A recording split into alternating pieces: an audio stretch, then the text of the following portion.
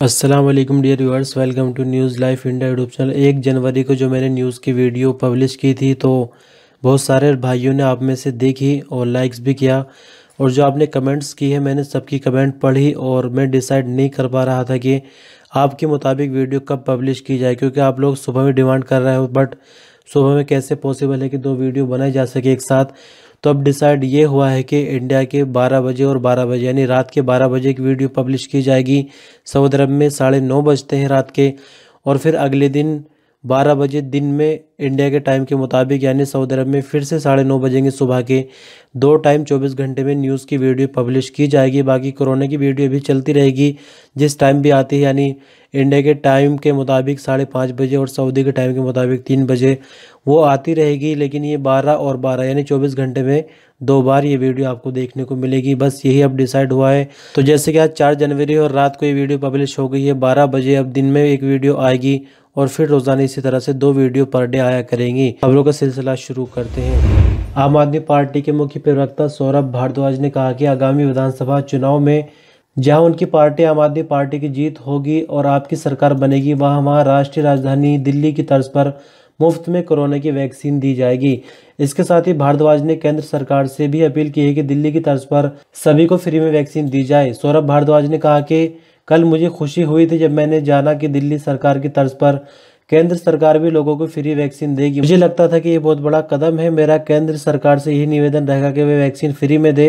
भारद्वाज ने कहा कि केंद्र सरकार का पहले कहना कि फ्री में टीका देंगे और बाद में फिर ये कहना कि अभी सिर्फ फर्स्ट फेज में ही देंगे, ये सही नहीं है। उन्होंने कहा कि दिल्ली सरकार की तर्ज पर सब जगह मुफ्त वैक्सीन दिया जाना चाहिए। लगे हाथ उन्होंने कहा कि हमारी जहां जहां जिस राज्य में सरकार बनेगी हम वहां फ्री में वैक्सीन देंगे।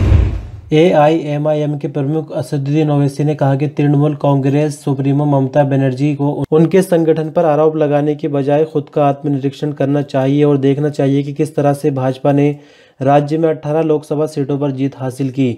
ओवैसी यहां मौलाना अब्बासुद्दीन सिद्दीकी से मिलने आए थे। उन्होंने तृणमूल कांग्रेस के इन दावों को खारिज कर दिया कि उनकी पार्टी भाजपा की बी टीम है और भगवा दल के विरोधी वोट में सेंध लगाएगी। ओवैसी ने संवाददाताओं से कहा कि हम राजनीतिक दल हैं, हम अपनी उपस्थिति साबित करेंगे और चुनाव लड़ेंगे। ओवैसी ने कहा कि भारत की सियासत का मैं लैला और मेरे मजनू बहुत है, उससे कोई फर्क नहीं पड़ता।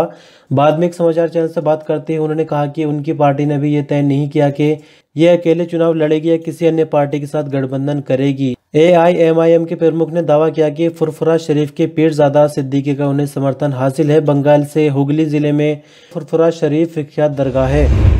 बॉलीवुड की 2 अभिनेत्रियों कंगना रनौत और उर्मिला मातोंडकर के बीच जुबानी जंग तेज हो गई है। कंगना ने शिवसेना में शामिल हुई उर्मिला मातोंडकर के 3 करोड़ रुपए के नए कार्यालय पर सवाल उठाए हैं।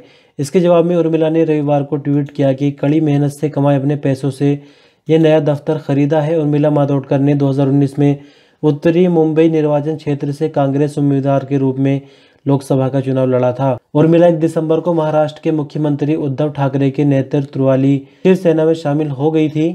रनौत ने ट्विटर पर एक रिपोर्ट का स्क्रीनशॉट शेयर किया। इसमें दावा किया गया था कि उर्मिला ने शिवसेना में शामिल होने के कुछ सप्ताह बाद 3 करोड़ रुपए से अधिक कीमत में कार्यालय खरीदा है। रनौत ने कहा कि महाराष्ट्र में शिवसेना की सहयोगी कांग्रेस उनके घर को ध्वस्त करने की कोशिश कर रही है। उनके खिलाफ 25-30 कानूनी मामले दर्ज है। वहीं मातोंडकर ने समझदारी दिखाते हुए पूर्व राजनीतिक दल के साथ अच्छे संबंध बनाए रखे हैं। रनौत ने ट्वीट किया, काश मैं आपकी तरह स्मार्ट होते और कांग्रेस को खुश रखती, मैं कितना बेवकूफ हूँ। इसके जवाब में मातोंडकर ने रनौत को टैग करते हुए एक वीडियो साझा किया। इसमें उन्हें एक मुलाकात का इंतजाम करने को कहा जहां वे कार्यालय की खरीद के प्रमाण के सभी दस्तावेजों के साथ मौजूद होंगी। उर्मिला ने सफाई दी कि 25 से 30 वर्षों तक काम करने के बाद अपनी मेहनत के पैसे से उन्होंने फ्लैट खरीदा था। उन्होंने वीडियो में कहा कि मैंने उन पैसों से कार्यालय भी खरीदा जो मैंने अपनी मेहनत से कमाए थे। जो मैंने फ्लैट खरीदा था वह राजनीति में आने से काफी पहले लिया था। 46 साल की उर्मिला मातोंडकर ने रनौत को मिली Y+ श्रेणी की सुरक्षा को लेकर भी निशाना साधा। रनौत को सितंबर 2020 में उनकी उस टिप्पणी को लेकर विवाद के बीच गृह मंत्रालय द्वारा Y+ श्रेणी की सुरक्षा दी गई थी कि मुंबई पुलिस से डरती है। राष्ट्रीय जनता दल यूं तो प्रधानमंत्री नरेंद्र मोदी से नए कृषि कानून को वापस लेने की मांग पिछले कई महीनों से कर रही है, लेकिन रविवार को पार्टी के वरिष्ठ नेता और राष्ट्रीय प्रवक्ता शिवानंद तिवारी ने प्रधानमंत्री से लोकतांत्रिक मिजाज का परिचय देते हुए कृषि कानून को वापस लेने की मांग दोहराई। एक बयान में शिवानंद तिवारी ने कहा कि पहले इस आंदोलन को बदनाम करने के उनके पार्टी के नेताओं के प्रयास को रोक लगाए और याद रखे कि लोकतंत्र तानाशाही मानसिकता मिजाज से नहीं चल सकता। रविवार को जारी इस बयान में शिवानंद तिवारी ने कहा कम से कम 26 जनवरी तक ये आंदोलन चलने वाला ही है। 27 नवंबर से किसान संगठनों ने पुलिस द्वारा रोके जाने के बाद दिल्ली की सीमा पर डेरा डाला हुआ है। उन रास्तों से दिल्ली का आवागमन बंद है। आम आदमी पार्टी ने दिल्ली के बाहर राजनीतिक गतिविधियां तेज कर दी है। आपने रविवार को ऐलान किया कि पार्टी गुजरात में निकाय चुनाव की सभी सीटों पर उम्मीदवार उतारेगी और राज्य में बीजेपी का मजबूत विकल्प बनकर उभरेगी। आपकी प्रवक्ता और दिल्ली में विधायक आतिशी ने कहा कि गुजरात के स्थानीय निकाय चुनाव में सभी सीटों पर पार्टी उम्मीदवार खड़े करेगी। आतिशी ने गुजरात में नगर पालिकाओं, नगर निगमों, जिला और तालुका पंचायत जैसे स्थानीय निकाय चुनाव के लिए 504 उम्मीदवारों की पहली सूची भी जारी की है। ये चुनाव संभवतः फरवरी में होंगे। आतिशी ने कहा कि आम आदमी पार्टी गुजरात में पहली बार स्थानीय निकाय चुनाव में सभी सीटों पर चुनाव लड़ेगी। पार्टी मजबूत विकल्प के तौर पर गुजरात की चुनावी राजनीति में प्रवेश करेगी और बीजेपी को सत्ता से बाहर करने के लिए काम करेगी। आतिशी ने कहा कि पार्टी गुजरात में केवल स्थानीय निकाय चुनाव नहीं बल्कि विधानसभा चुनाव और अन्य चुनाव भी लड़ेगी, क्योंकि गुजरात के लोग विकल्प चाहते हैं। आम आदमी पार्टी लोगों की मांग पर राज्य की चुनावी राजनीति में प्रवेश कर रही है।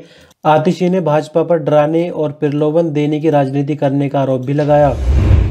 किसानों के प्रदर्शन को लेकर केंद्र की आलोचना करते हुए कांग्रेस अध्यक्ष सोनिया गांधी ने रविवार को कहा कि देश की आज़ादी के बाद से पहली बार ऐसी अहंकारी सरकार सत्ता में आई है जिसे अन्नदाताओं की पीड़ा दिखाई नहीं दे रही। साथ ही उन्होंने नए कृषि कानूनों को बिना शर्त फौरन वापस लेने की मांग की।